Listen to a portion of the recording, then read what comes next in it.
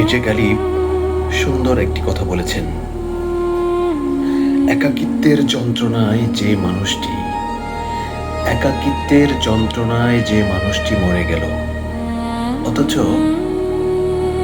হাজার হাজার মানুষ জমায়েত হয়েছিল তার জানাজায়।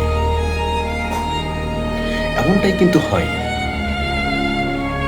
মানুষ বেঁচে থাকলে তার খোঁজ আমরা হয়তো পাই না, কিন্তু মরে গেলে হাজার হাজার মানুষ একত্রিত হয়ে শেষ দেখাটা দেখার জন্য জমায়েত হই। কিন্তু তাতে কি লাভ? যে মানুষটি চলে যাবার সে তো চলেই গেছে। তো আমাদের উচিত মানুষ বেঁচে থাকতে